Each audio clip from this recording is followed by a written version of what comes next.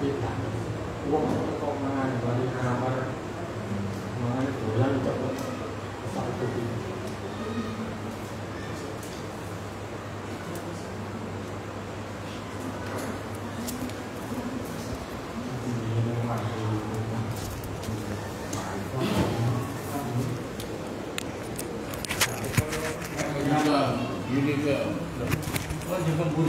Iya, juga tulisannya batangan kuali.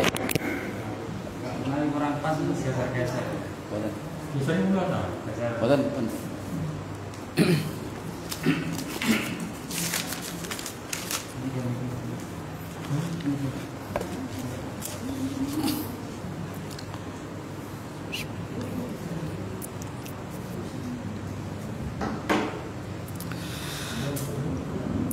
Assalamualaikum warahmatullahi wabarakatuh. Bismillahirrahmanirrahim. Ila hadratin Nabiyil Mustafa Muhammad sallallahu alaihi wasallam wa ala alihi wa sahbihi ajma'in. Lahumul Fatihah. A'udzu billahi minasyaitonir rajim. Bismillahirrahmanirrahim. Alhamdulillahi rabbil alamin arrahmanir rahim maliki yaumiddin. Iyyaka na'budu wa iyyaka nasta'in. Ihdinas siratal mustaqim. Siratal ladzina an'amta 'alaihim ghairil maghdubi 'alaihim waladdallin. Rabbi ighfirli wa liwalidayya amin. Hadiyatan minna ila arwahi masyayikhina wa li muallimina wa li murabbi ruhina wa liman ajazana wa li mursyidina wa li ulamaina wa li muassis nahdlatil ulama ajma'in wa li awliyati asyati wa li songo ajma'in, khususan ila ruhi sultanil awliya Syekh Abdul Qadir Al-Jilani radhiyallahu anhu wa khususan ila ruhi musannif kitab Bulughul Maram Al-Hafidh Al-Imam Ibnu Hajar Al-Asqalani Asy-Syafi'i rahimahullah wa usulihim wa furu'ihim wa azwajihim wa dzurriyyatihim wa ahli silsilatihim wa muridihim wa muhibbihim wa jamaiyatihim radhiyallahu anhum. Syaulillahi lana wa lahumul Fatihah. A'udzu billahi minasyaitonir rajim. Bismillahirrahmanirrahim. Alhamdulillahi rabbil alamin arrahmanir rahim maliki yaumiddin. Iyyaka na'budu wa iyyaka nasta'in. Ihdinas siratal mustaqim. Siratal ladzina an'amta 'alaihim ghairil maghdubi 'alaihim waladdallin. Rabbi ighfirli wa liwalidayya amin. Summa ila abaina wa ummahatina wa jaddatina wa jaddatina wa ila ruhi man fataha hadhil qaryah wa man aqamaha wa li jami'il muslimina wal muslimat wal mu'minina wal mu'minat al ahya'i minhum wal anwan ghafarahumullah lahumul Fatihah. A'udzu billahi minasyaitonir rajim. Bismillahirrahmanirrahim. Alhamdulillahi rabbil alamin arrahmanir rahim maliki yaumiddin. Iyyaka na'budu wa iyyaka nasta'in. Ihdinas siratal mustaqim. Siratal ladzina an'amta 'alaihim ghairil maghdubi 'alaihim waladdallin. Rabbi ighfirli wa liwalidayya amin. Bi barakati majelis ilmu, mugi-mugi kita lan keluarga kita sedaya diparingi sehat walafiat lahir batin, kathah lan barokah rezekine, selamat dunya akhirat lan boten wonten alangan kangge menapa-menapa bi barakatil Fatihah. A'udzu billahi minasyaitonir rajim. Bismillahirrahmanirrahim. Alhamdulillahi rabbil alamin arrahmanir rahim maliki yaumiddin. Iyyaka na'budu wa iyyaka nasta'in. Ihdinas siratal mustaqim. Siratal ladzina an'amta 'alaihim ghairil maghdubi 'alaihim waladdallin. Rabbi ighfirli wa liwalidayya amin. Astaghfirullah Rabbal baraya. Astaghfirullah minal khataya. Rabbi zidni ilman nafi'a wa amalan salihah. Tambah suwe awak tambah tua tambah suwe umur tambah dunya lali sing kuasa tambah dosa mlebu neraka.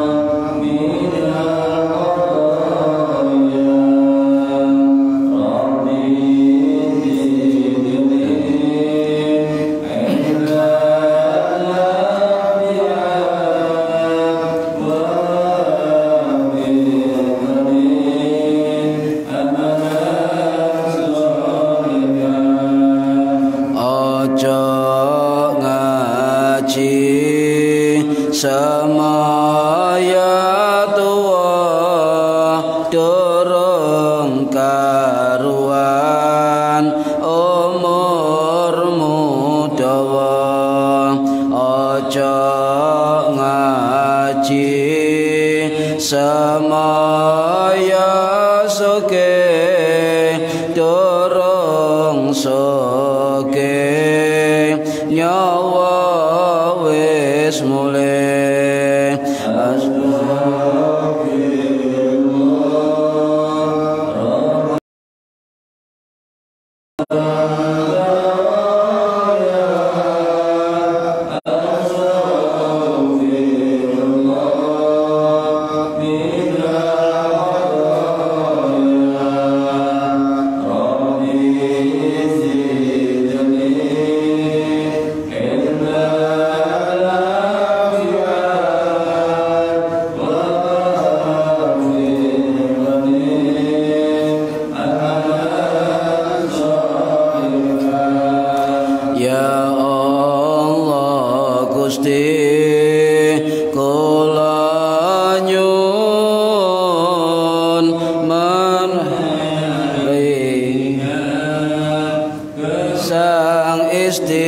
istiqamah ya Allah Gusti kula nyuwun menawi pecah husnul khatimah.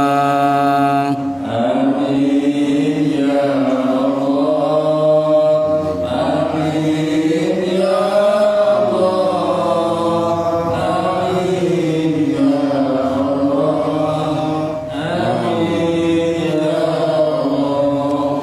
Al-Fatihah. A'udzu billahi minasyaitonir rajim. Bismillahirrahmanirrahim. Alhamdulillahi rabbil alamin. Ar-Rahman Ar-Rahim Maliki Yawmiddin Iyyaka na'budu wa iyyaka nasta'in Ihdinas siratal mustaqim siratal ladzina an'amta 'alaihim ghairil maghdubi 'alaihim waladdallin. Rabbi ighfirli wa liwalidayya amin. A'udzu billahi minasyaitonir rajim. Bismillahirrahmanirrahim. Alhamdulillahi rabbil alamin. Allahumma salli ala sayyidina Muhammadin wa ala alihi wa sahbihi ajma'in wa la hawla wa la quwwata illa billahil aliyyil azim. Amma ba'du. Ingkang kawula hormati para bapak, para ibu, jamaah pengajian rutin Kitab Bulughul Maram setiap Rabu ba'da Isya di Musholah Nurul Huda Indro Kepomas Gresik. Mudah-mudahan yang hadir dan yang mendengarkan mendapatkan barokah, manfaat, maslahah wa ni'mata wassalama wassa'ada wasyafa'ah fid dini wad dunya wal akhirah. Amin ya rabbal alamin. Para bapak, para ibu yang saya hormati, halaman 16 hadis yang ke-23, insyaallah kalau ada waktu lanjut ke 24. Bismillahirrahmanirrahim.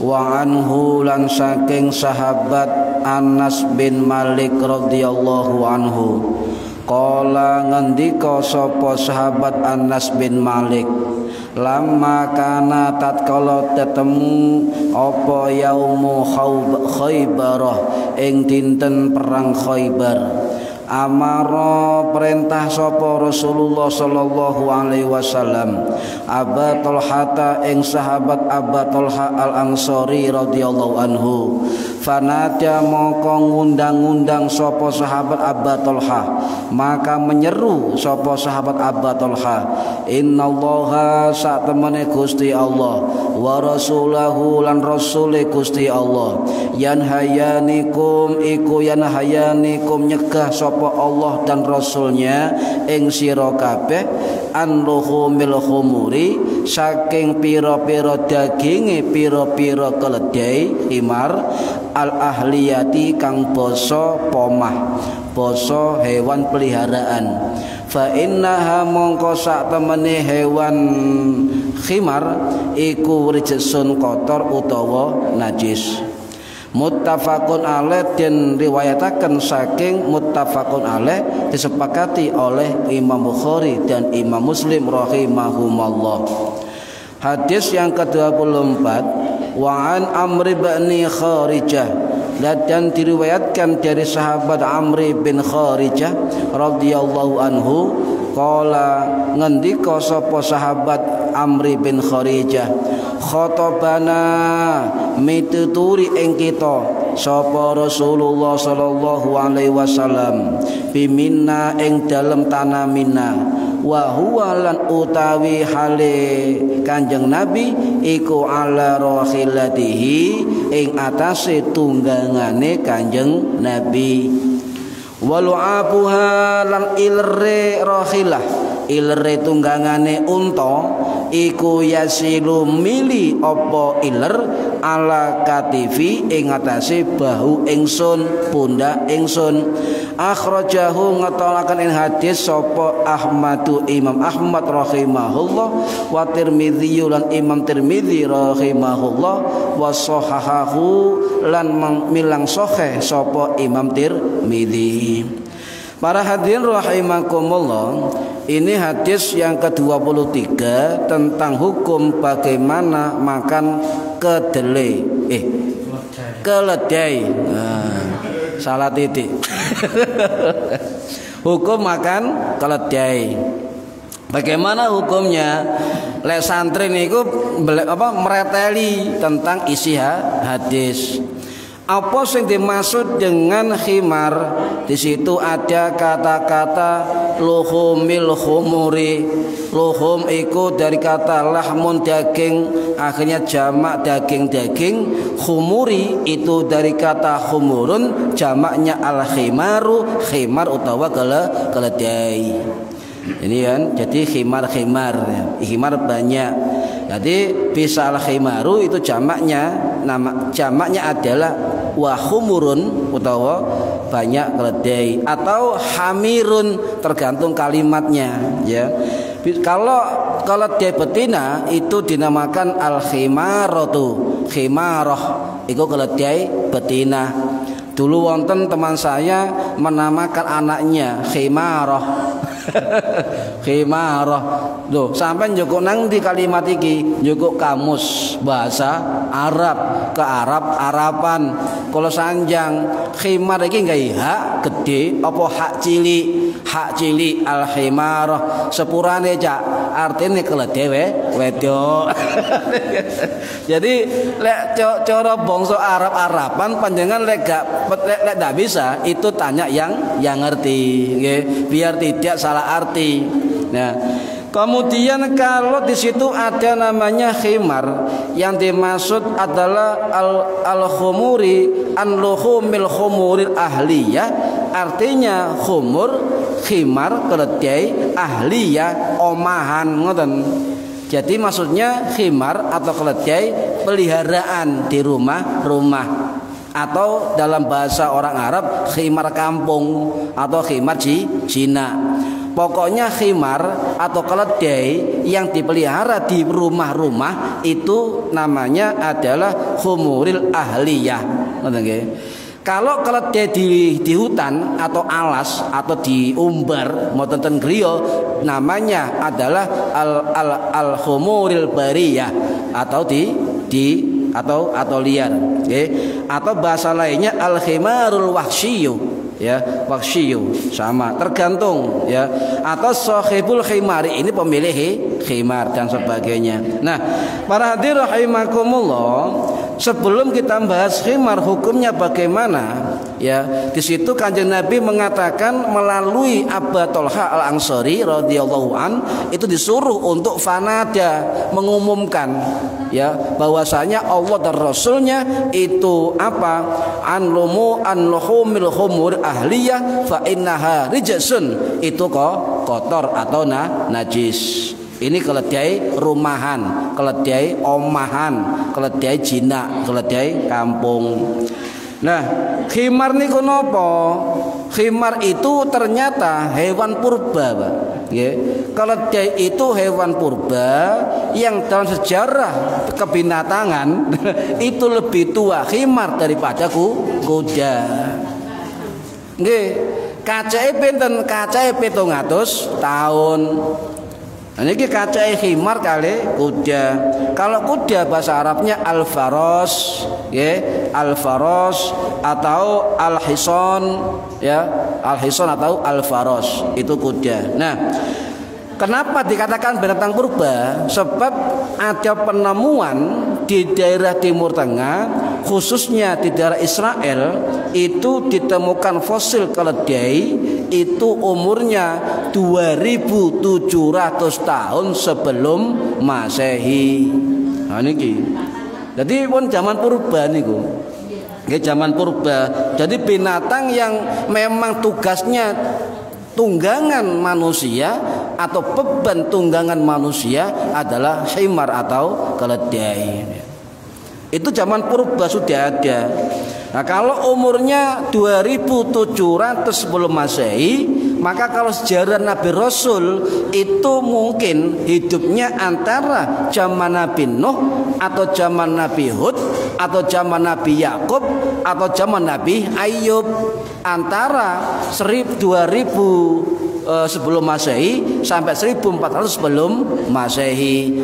Di zaman bisa di zaman antara Nabi Nuh, beliau wafat tahun 2320 sebelum Masehi, atau juga di zaman Nabi Hud ya, atau di zaman Nabi Syuaib yang wafat tahun 1490 sebelum Masehi. Pokoknya sebelum zaman Nabi Musa ngoten alaihi salam nggih niku.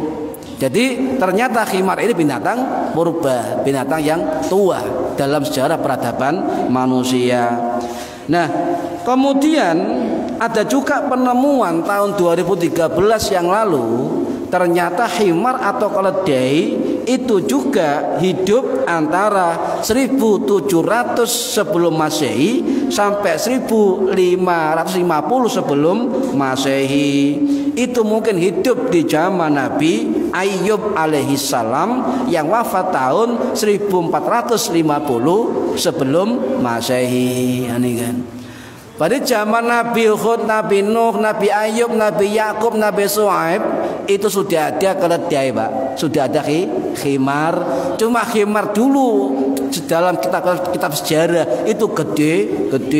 Saiki keledai cilik, wonge tambah cilik. Menyesuaikan orangnya. Sing ngaji ya cilik. Para hadirin rahimakumullah. Jadi transportasi kuno itu khimar ya, sebelum kuda. Nah, penemuan yang ketiga, ternyata penemuan ini itu disimpulkan keledai yang paling awal atau nenek moyangnya keledai itu ditemukan di Afrika Utara, di padang savana ya. Di padang savana Maroko, antara Maroko dan Somalia itu ada temukan ternyata paling tua, ya kan? Itu dikatakan nenek moyang keledai. Itu kalau bahas hukum, Pak. Jadi kalau hukum itu harus paham dulu tentang objeknya. Ya, jangan kemudian kita khimar teks hadis begini kemudian begini, tidak. Kita harus memahami objeknya apa yang dibahas, keledai. Kita paham memahami apa itu keledai terlebih dahulu. Ini baru ilmiah, ya. Dan ternyata keledai itu wonten kalih. Dalam hadis dikatakan apa? Al-khumurul ahliyah, keledai omahan, keledai rumahan, keledai jinak, keledai kampung. Nah ini kalau ada keledai kampung, keledai jinak, ada keledai liar, ya, ada keledai liar, ya. Nah kalau liar sekarang ini menurut kajian ilmiah itu tingginya maksimal 125 cm saat ini, dan bobot paling berat 250 kilogram. Itu yang keledai liar di hutan. Sedangkan keledai omahan al-ahliyah itu tinggi maksimal adalah 120 cm dan bobotnya adalah paling besar 180 sampai 200 kilogram. Nah ini gimana cilik Bu, keledai cilik-cilik ya nggih. Ya niku itu keledai. Lah ana sing miniatur, ana sing model miniatur cilik, ana sing model tengah-tengah itu tipe breed, ana sing tipe mamut. Wah, aku apal. Tipe mamut. Nah, para hadirin rahimakumullah. Nah, jadi binatang himar ini ya, itu kalau itu binatang yang bersifat keledai, bersifat omahan, ternak atau jinak atau kampung, itu tidak boleh hukumnya najis, rijasun, kotor, hukumnya najis. Begitu juga dengan yang kawin silang, Pak. Ya, omahan ya, kawin silang antara kuda wedok, ono jaran wedok dikawino ambek keledai jantan, itu namanya bagol atau begol yang sering dijadikan transportasi beban bawaan. Ya, ini kalau ada keledai kawin silang dengan zebra namanya zebroid ya, dan sebagainya. Nah, ternyata keledai ini punya keistimewaan apa? Keledai itu terkenal sebuah kumpulan habitat binatang yang paling harmonis, paling rukun di antara sesama apa? Keledainya, ya, rukun. Ini kemudian yang kedua, ternyata keledai itu ingatannya sangat kuat, Pak. Memori sangat kuat. Kalau manusia panjenengan pagi ketemu orang, malamnya lupa pasti kan? Pasti sopo ya jenenge ya, kan begitu. Apa jenenge ya, kan begitu. Pasti lali.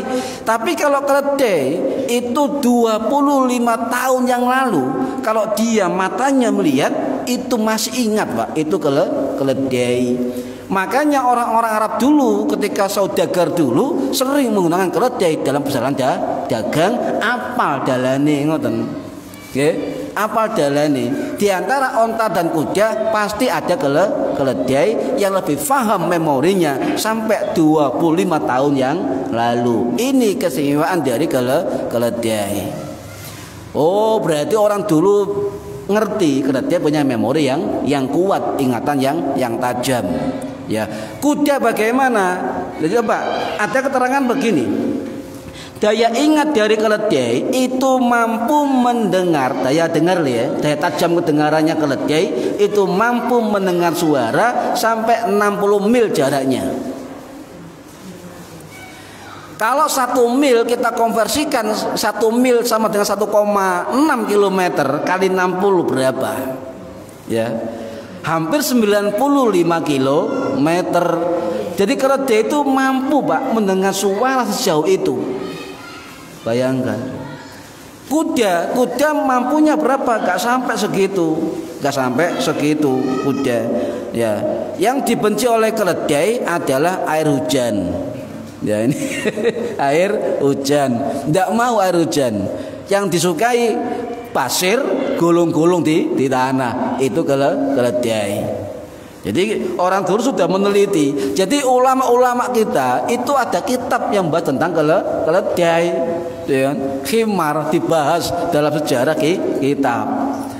Nah, di dalam hadis ini dikatakan bahwa khimar yang bersifat ahliyah atau rumahan itu ternyata hukumnya haram. Jumhur ulama hukumnya haram. Jadi untuk hukum keledai Cina loh nggih. Hukum keledai Cina itu ada dua pendapat dalam ulama fikih. Yang pertama adalah haram, ini jumhur atau mayoritas pendapat ulama. Yang kedua mengatakan halal, ini minoritas pendapat ulama. Jadi yang jumhur yang paling banyak pendapatnya adalah mengatakan bahwa daging keledai khimar itu haram. Khimar yang rumahan, yang Cina itu haram. Nah, ya, innallaha wa rasulahu yanhayanikum. Hadis ini kok nggih. Innallaha wa rasulahu yanhayanikum. Jadi Allah dan Rasulnya, ada kata innah di situ ya. Innah ini menguatkan sesungguhnya Allah dan nabinya dan Rasulnya itu melarang kamu untuk makan daging khimar rumahan. Sebab apa? Fa innaha rijasun, itu najis atau kotor. Ini. Nah, kemudian ini hadis sahih, hadis muttafaqun alaih, hadis Bukhari, Muslim. Ya. Nah, ini riwayat sinten? Ada riwayat lain ya, dari sahabat yang lain, hampir sama tentang keledai, yaitu dari sahabat Salamah bin Al-Aqwa Al-Aslami radhiyallahu anhu, atau terkenal dengan sahabat Salamah bin Aqwa. Ya. Beliau wafat tahun 693 Masehi di Madinah, di Baqi Madinah radhiyallahu an. Beliau seorang pemanah handal. Jadi sahabat Salamah bin Aqwa ini sahabat pemanah handal, pelempar lembing yang handal, juga pelempar sekarang mungkin bom ya, pelempar bom yang handal. Beliau salah satu panglima dari pasukan infanteri Kanjeng Nabi Muhammad sallallahu alaihi wasallam, dan juga orang ahli dalam penyergapan musuh. Wah, ini kan. Loh, pada zaman Kanjeng Nabi sudah ada infanteri. Bagian mana, bagian melaku, bagian melempar panah, sudah ada bagian masing-masing. Dan juga beliau handal atau ahli dalam perang gerilya. Loh, lah saya curiganya begini, mungkin juga ya Panglima Sudirman itu mengambil sejarah dari sahabat Salamah bin Al-Aqwa yang perangnya gerilya. Sudah ada waktu itu. Jadi gerilya.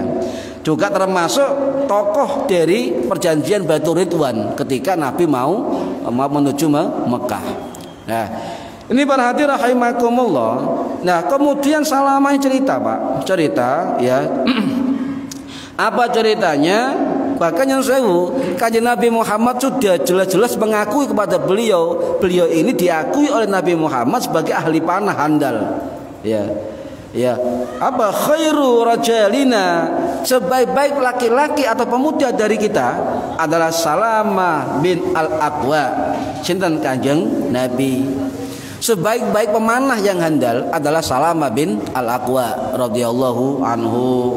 Lah, waktu itu ketika pasukan Kanjeng Nabi Muhammad SAW sudah menang perang dari perang Khaybar, itu malam hari Nabi melihat banyak pasukannya itu membuat api unggun. Ya, api unggun. Nah, Nabi mendekat kemudian tanya kepada Salamah bin Al-Aqwa Al-Aslami, apa itu? Ya, jawaban Salamah bin Al-Aqwa, mereka membuat api ya Rasul. Untuk apa? Membakar daging ya Rasul. Daging apa? Daging khimar ahliyah. Apa kata Nabi? Apa Nabi? Buang. Ya, buang dan bakar periuknya. Ngoten ya. Berarti mengatakan khimar ahliyah atau keledai rumahan, keledai Cina itu tidak boleh dimakan, sebab ini ada hadis sahih dari Imam Muslim. Jadi hadis ini diperkuat oleh tadi riwayat Imam Muslim dari sahabat Salamah bin Al-Aqwa Al-Aslami, ya, ketika perang Khaybar. Berarti Nabi tahu, oh itu daging apa? Daging khimar ahliyah, buang dan bakar periuknya, tidak boleh dimakan. Memperkuat hukum bahwa daging keledai yang rumahan atau jinak hukumnya haram, ya. Bahkan beberapa ulama dulu zaman salaf, ya, zaman juga setelah salaf itu hampir sama. Hampir semua jumhur ulama itu mengatakan daging keledai khimar ahliyah itu hukumnya haram, termasuk keterangan dari Imam Ibnu Abdul Bar Al-Maliki yang wafat tahun 1071 Masehi. Beliau mengatakan untuk hukum haram makan keledai khimar ahliyah hampir semua ulama sepakat. Ini pun tahun 1000 Masehi sudah ada keputusan bahwa hampir tidak ada perselisihan waktu itu tentang hukum keledai khimar ahliyah hukumnya haram. Ini bahkan ada ulama lain yang sama, namanya Imam Ibnu Hazmin rahimahullah yang wafat tahun 1064 Masehi. Ya, beliau mengatakan, ya, bahwasanya hadis tentang ini itu diriwayatkan oleh 9 sahabat Kanjeng Nabi. Berarti hadis itu tentang haramnya daging keledai khimar ahliyah itu hampir mendekati hadis mutawatir. Ya, mutawatir dan sanadnya jelas. Itu Ibnu Hazmin. Keterangan lainnya apa? Jumhur ulama 4 mazhab, ya, 4 mazhab itu Maliki, Hanafi, Maliki, Syafi'i, Hambali itu sepakat bahwa daging dari khimar ahliyah itu hukumnya haram.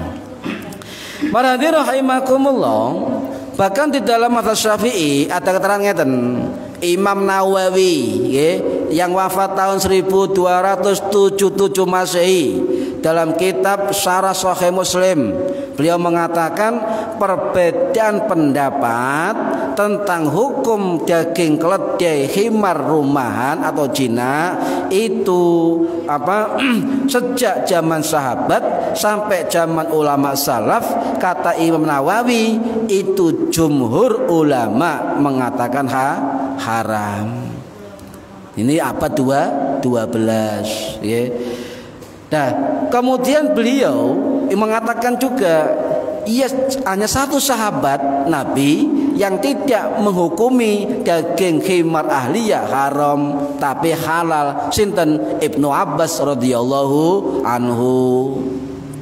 Satu sahabat, ya. Tetapi kemudian beliau mengatakan sebagian dari mazhab Maliki, sebagian itu mengatakan hukumnya apa? Makruh. Sebagian lagi mengatakan hukumnya haram. Sebagian lagi hukumnya mubah. Pecah pendapatnya. Kalau Syafi'i tetap haram, Hanafi tetap haram, Maliki pecah, Hambali tetap haram. Jadi dikatakan betul jumhur ulama. Para hadirin rahimakumullah, kemudian Imam Nawawi ini, ya, itu coba untuk apa? Untuk mengkorek kenapa ada ulama yang menghukumi halal, ya.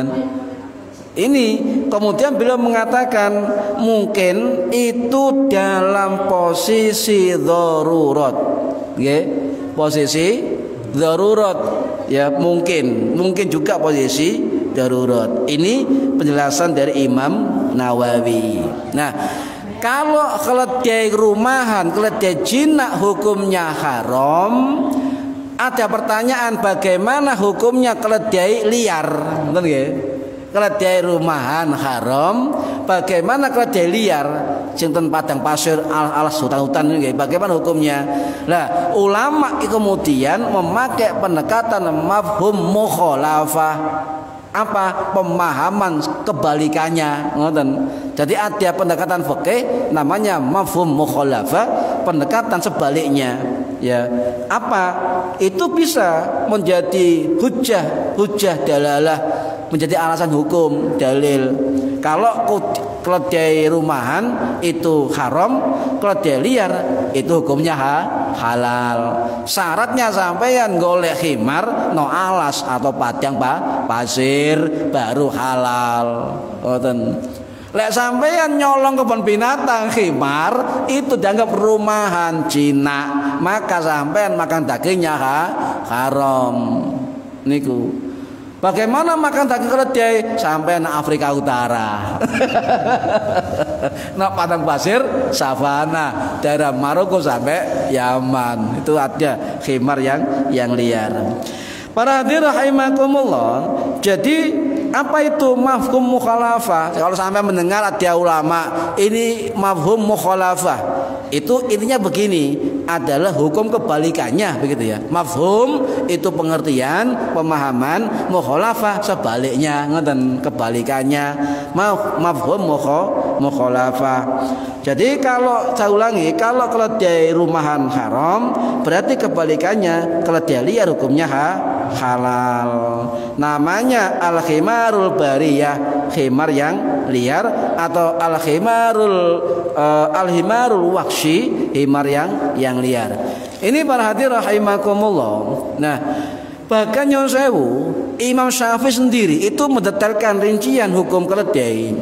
Beliau mengatakan begini, bentuk tubuh keledai ya itu ada yang liar, ada yang jina. Kata Imam Syafi'i itu yang bisa membedakan ahlinya, ngoten Pak. Nggak bisa kemudian kita ono kuda, ono keledai loro jejer berdampingan sampai suruh menilai mana keledai liar, mana keledai jina. Nggak mungkin bisa, sebab awak dhewe roe keledai ya iku. Yo, sing apa? Makanya tanya ahlinya, itu Imam Syafi'i. Makanya ketika membahas hukum sesuatu objek tertentu, maka ini menjadi acuan kita memahami objeknya terlebih dahulu. Ya, enggak kemudian langsung hukumnya sesuai Quran Sunnah begini. Ya ada pemahaman dari para ulama fikih. Nah, jika bentuk tubuh keledai liar seperti keledai jina tetap liar, menurut Imam Syafi'i. Ya. Kalau ada kuda jina seperti liar, ya seperti liar. Jadi yang dimaksud adalah kuda keledai yang di rumah saja, yang dihukumi makan haram. Jika ada keledai liar berpenampilan jina, misalnya ya keledai liar berpenampilan jina, gimana? Ya tetap halal, sebab keledai liar halal, tetap dianggap keledai liar loh. Sama-sama enten Imam Syafi'i membahas tentang keledai liar. Tapi pesan beliau apa? Ya pemahami kepada ahlinya. Makanya sampean kalau membahas sesuatu enggak mengerti, enggak paham, maka tanyakan kepada yang paham. Para hadirin rahimakumullah.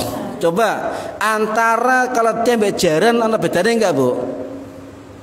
Jaran mbek keledai. Oh, sami. Gedhen di jaran mbek keledai. Berarti boten sami. Boten sami. Coba jenengan nate ketika ke barat di pinggir jalan sate kuda. Pernah? Jawa Tengah, Jawa Barat pernah? Sate kuda. Lah, pernah sama makan sate kuda? Belum pernah. Mengapa? Ayo. Nah, kenapa enggak pernah? Gak kolu. Ya oleh gak kolu jangan dimakan ya, karena gak kolu itu dalam pakai jijik kan, ya khabais kan, jijik. Nah, sebenarnya tak bener ya, ada dalil hadis sahih dari Imam Muslim rahimahullah yang wafat tahun 875 Masehi di Iran. Beliau mengatakan, ini riwayat sahabat Jabir bin Abdullah radhiyallahu an yang wafat tahun 697 Masehi di Madinah. Jadi ada hadis beliau begini, anna Rasulullah sallallahu alaihi wasallam, saat temane Rasul sallallahu alaihi wasallam naha yauma Khaybar, mencegah pada hari Khaybar an luhumil khamri ahliyah, makan daging keledai rumahan, ya. Wa azina, dan mengizinkan beliau fi luhumil khail, daging kuda. Ayo niki. Jadi daging kuda itu hukumnya halal. Halal hukumnya halal loh, kayak ngerti sampean kan? Nah, memang apa yang kita ketahui kadang-kadang yang baru itu, iya kok bisa ya? Kan masih begitu kan? Nah, ini hadis sahih. Dalilnya memang kita nggak umum mendengar ini, tetapi ada dalil yang jelas itu sahih dari Imam Muslim bahwa Nabi melarang makan daging himar rumahan, dan wa'adzina mengizinkan, Pak, membolehkan untuk luhumil khail, makan daging kuda. Hadis sahih. Dose ini dalil ya. Pelan-pelan mawon. Nah, kemudian apakah kita langsung melihat hadis ini sebagai hukum kuda adalah hukumnya halal? Nanti dulu. Karena kita perlu melihat pendapat ulama fikih. Sebab yang mampu menghukumi sebuah hadis adalah ulama fikih. Sering saya katakan, ulama ahli fikih itu rata-rata ahli hadis. Sebab bisa ngoncei mana hadis yang dalil, mana tidak dalil, mana yang bisa untuk jadikan sandaran dan tidak. Nah, kalau kita mengacu pada pendapat ulama fikih, maka ahlu sunnah wal jamaah mengikuti mazhabil arba'ah, 4 mazhab. Nggak usah noleh liane sampean, tetap 4 mazhab. Lihat bagaimana mazhab Hanafi, bagaimana mazhab Maliki, bagaimana mazhab Hambali, terutama mazhab kita, mazhab Syafi'i. Nah ini, jadi pertimbangan dalil satu hadis itu tidak boleh dihukumi langsung ketika ada dalil hadis yang lain tentang hal yang sama. Ternyata Pak, ya, ulama-ulama itu mengatakan dalil tentang kehalalan kuda memang sahih, tetapi ada dalil hadis yang lain juga sahih. Intinya keterangan ini kita ambil dari kitab Al-Mawsu' Al-Fiqhiyah Al-Quwatiyah yang mengatakan bahwa dari hadis-hadis yang tentang tentang kuda, maka ulama membagi hukum makan daging kuda dengan 3 hukum. Yang pertama ada yang mengatakan hukumnya halal sesuai hadis tadi, Yang kedua ada yang mengatakan hukumnya makruh. Yang ketiga hukumnya haram. Halal, makruh, haram, ya. Lah, kenapa ada yang mengatakan halal? Ada riwayat lain, Pak. Riwayat lain ini dari Asma binti Abu Bakar radhiyallahu anha, ya. Itu pernah meriwayatkan sebuah hadis bahwa kami menyembelih sebuah kuda pada zaman Rasulullah Shallallahu Alaihi Wasallam. Fa'akalnahu bil Madinah, maka kami makan daging kuda ketika di Madinah. Ini hadis malah sahih lagi, Bukhari Muslim. Jadi dalilnya ulama yang menghalalkan kuda, daging kuda itu sahih semua. Ya, sahih semua. Bahkan yang sewu para hadirin, ada riwayat lain dari Imam Bukhari, ya. Imam Bukhari ini adalah ulama hadis yang bermadzhab Syafi'i yang wafat tahun 870 Masehi di Uzbekistan.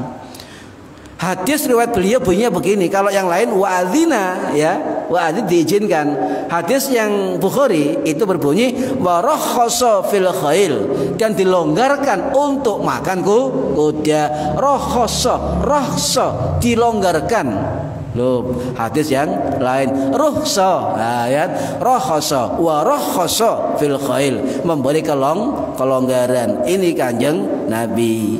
Nah, kalau kuda ini menurut ulama yang halal, sebab mengapa? Kuda itu termasuk al-bahaim, kuda ternak, kuda ternak atau bahimatul an'am, apa? Binatang ternak, maka menjadi kategori makulul lahmi, ya, yang dagingnya dapat dimakan. Ini pendapat yang pertama, halal. Bagaimana pendapat 4 mazhab? Nah niki kalau bahas mazhab Syafi'i, mazhab Hambali, sebagian dari ulama mazhab Maliki itu mengatakan boleh memakan daging kuda.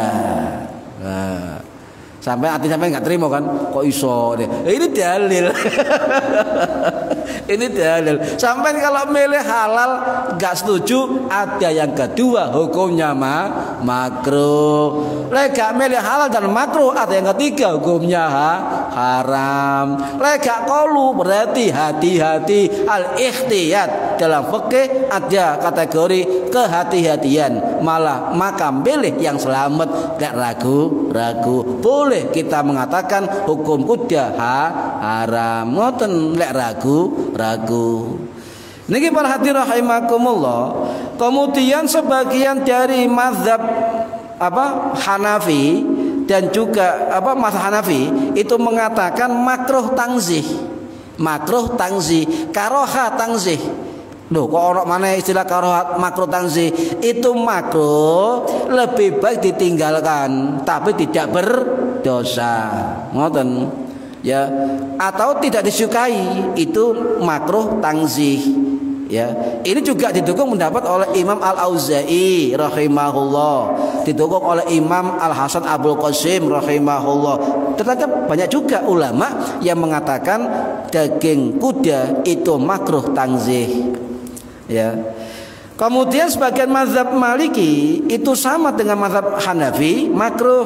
Tetapi pendapat yang paling kuat dari mazhab Maliki, daging kuda itu hukumnya haram. Ngoten nggih, hukumnya haram. Jadi ulama berbeda pendapat. Zaman karek milih. Lah sampean kalu niat untuk memilih hukum halal, sate kuda mampir mangan daging jaran. Lek kalu lek gak kalu ya aja ngoten nggih. Sik ana daging ayam mbek daging sapi. Ini berarti rahimakumullah. Nah, kalau ada ulama yang mengatakan daging kuda halal, maka ulama yang lain ini coba untuk merinci lagi. Bagaimana kalau kuda itu halal, maka harus memenuhi syarat-syarat tertentu. Loh, ngeten pekeh ngeten niki, Pak. Apa syaratnya? Kita pilih pendapat yang mu'tabar. Mu'tabar itu apa? Pendapat yang diperhitungkan, pendapat yang diakui, dan pendapat yang banyak kepercayaan dari para ulama. Makanya namanya torekoh mu'tabaroh, torekoh sing diakui, ngoten Pak, sing diakui, sing dipercaya. Iku jenis torekoh mu'tabaroh. Ya. Apa syaratnya? Syaratnya kalau halal itu menyembelih kuda dengan cara syar'i atau sesuai syariat. Bahkan yang sewu fatwa MUI sendiri itu mengatakan boleh makan daging kuda dengan syarat penyembelihannya itu sesuai syariat. Panjenengan makan daging kuda, bismillahirrahmanirrahim. Iki belai mau nggak bismillah nggak ya?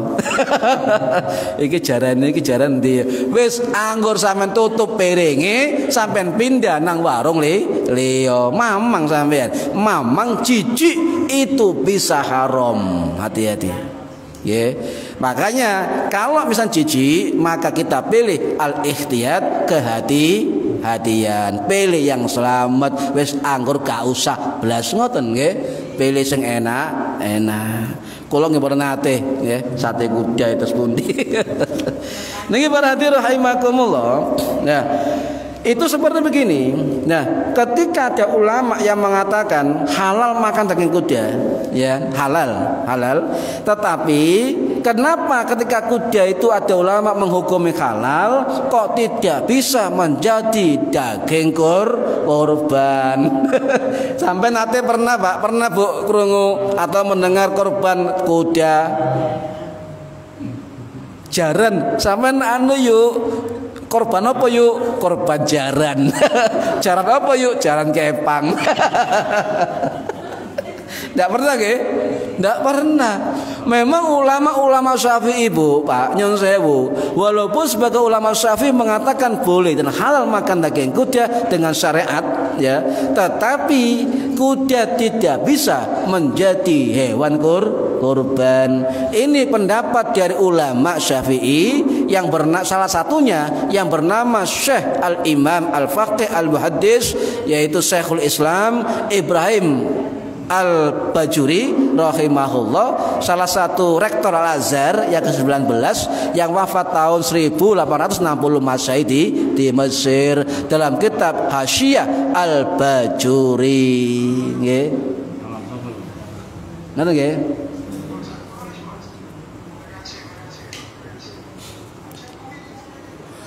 Ngeten. Kemudian ya, kemudian ketika ada ulama yang ini mengapa pendapat ini enggak hanya Imam Al-Bajuri, ada juga pendapat dari Imam Nawawi, ya enggak boleh kuda menjadi korban, hewan kurban. Dalam kitab Al-Majmu' juga ada keterangan dari ulama lain, Ibnu Qudamah dari mazhab Hambali juga mengatakan dalam kitab Al-Mughninya bahwa kuda tidak bisa menjadi hewan kurban, meskipun ada ulama yang mengatakan daging kuda itu halal, ya, tidak bisa, ya. Para hadirin rahimakumullah, ya, ketika ada larangan atau keharaman suatu keputusan, ini kita lihat dulu kenapa mazhab Hanafi itu mengatakan makruh dan kenapa mazhab Maliki mengatakan haram. Dioncai kali ulama-ulama saniki, oh ternyata mungkin masa-masa itu mungkin kebutuhan kuda sangat diperlukan untuk perang dan untuk membawa beban bawaan.